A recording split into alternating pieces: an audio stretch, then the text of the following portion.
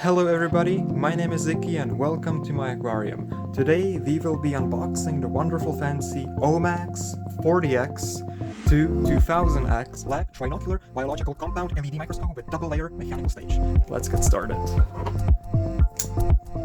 And here we have first impression packaging, solid styrofoam box.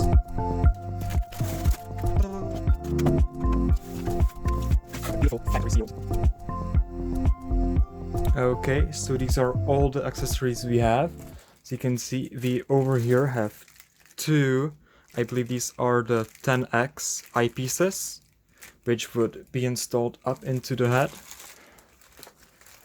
Following another option of two, here we have the VF20x eyepieces, which can be switched out for 10x eyepieces to give greater magnification. We have a green filter, which I believe we put into the condenser, and it has our samples appear a certain way, maybe more sharp.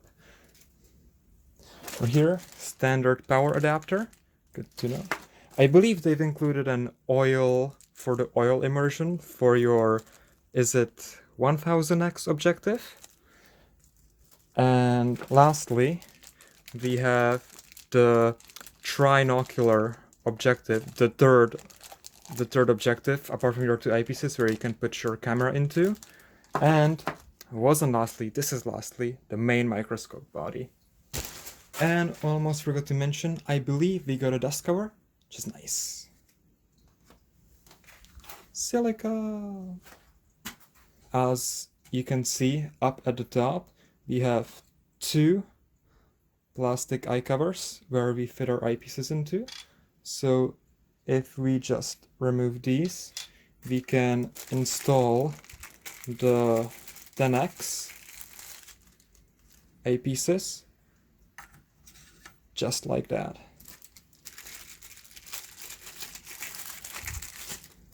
And second one. And then if you want to, you can replace the 10x with VF20x eyepieces. Simply remove, plop the 20x in, and here you can just see the size comparison where the VF20x is actually half the size of the 10x. It's heavier than the 10x actually though. That might be because of the lenses, not too sure. Ooh. And up here, if we switch it to the other side, we have another lid. Remove that, and we can insert our third node, if that's what you call them.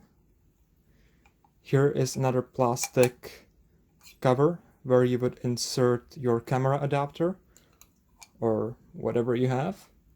You just screw it on. There are threads.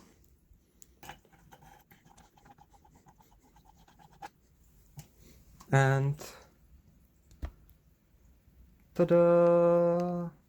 Okay, so before I talk about any other details about a microscope, which I will get into, I would like to talk about the four main reasons why I went for this particular model. The criteria that was most important to me was the double layer mechanical stage.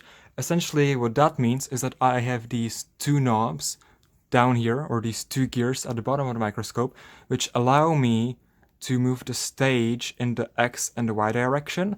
So when I'm observing my slide and I have some tiny organisms running around underneath, I can always follow them by moving the stage. So that's how you would move your slide around.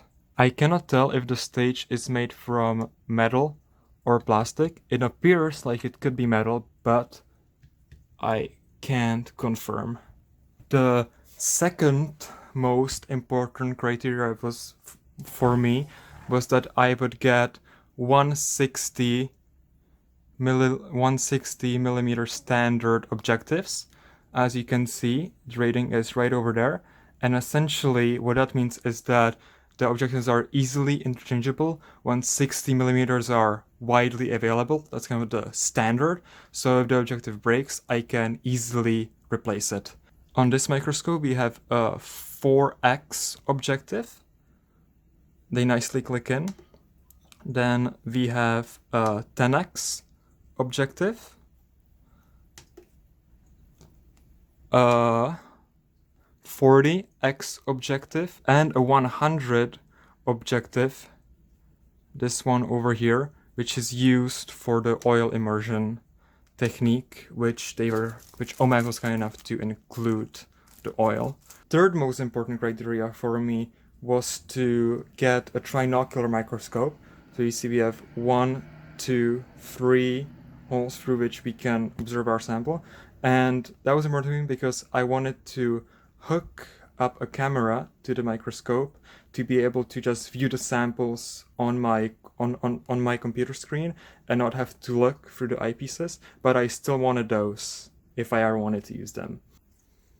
And finally, the fourth most important criteria for me is that I got this whole package under $300, which I think that for a trinocular microscope with a double mechanical stage and the 160mm center objectives is a fairly good deal. You can find it under $300. I thought that was pretty good. Now let's get into the other details. Okay, one more important thing I forgot to mention is you can see we have the coarse and the fine adjustment knob on this microscope. So with the coarse adjustment knob, we can more greatly adjust the stage on the microscope, lift it up and down, and with the fine adjustment we just do fine movements. Also wanted to show you guys how the light works on this microscope. So now we have it plugged into the power supply from the back here, and as you can see we have this knob here to turn it on and off, along with the scroll wheel to adjust the brightness. So I'll turn it on. See at the lowest brightness appears to be no light coming through, and you need to twist it quite a bit to start getting some light, like just here, and then you can raise the brightness up. So yeah, I'd say you need to twist the wheel almost halfway to get a tiny amount of light, and then the other half you are adjusting to the brightest setting. So maybe not the most convenient, but it does work, and there is brightness adjustment that works. I have also read some bad reviews about difficulty with replacing the light bulb or LED in the microscope if it burns out. So I tried to, there are threads here as you can see, so you can unscrew the light and take it out, but I will try to show you it's not necessarily easy to get inside of the light compartment. There are 2 bolts on the bottom here, and wires obviously connecting to the power supply, which would light the bulb. And then underneath there we just have a hollow stage. So I'm not gonna take this apart any further, but just letting you know that it should be possible according to these screws to replace the light if need be. Okay guys, it has now been about a month or so since I shot the footage you just saw, and so I had some time to play around with the microscope and just figure stuff out. So I decided to give you a little bit of an update on some of the features I figured out and didn't talk about in the initial unboxing. So let's go. First of all, I figured out we can move the condenser here through which light passes through just by twisting this knob, and you see it comes down and then all the way back up.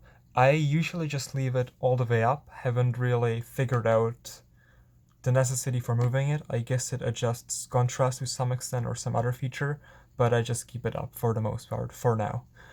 And also very important, down over here we of course have the field iris diaphragm, so I can open it up and close it back down. So what a field iris diaphragm does is that it changes the diameter of the width that the light can pass through, and this essentially adjusts mainly your contrasts of the image you see. So for example, on very high magnification such as 400x, I found myself having to close the diaphragm almost all the way so that I would get some contrast and best resolution for the image I have. And now moving up here, I wanted to talk about how to adjust the eyepieces so I can expand the width of the eyepieces so it just fits the eyes better. And you have a nice scale bar on the right hand side over here. And this microscope also has diopter adjusters on both eyepieces. So you can see there are these two circles that spin on both eyepieces. So if your eyes aren't the same, this allows you to account for that.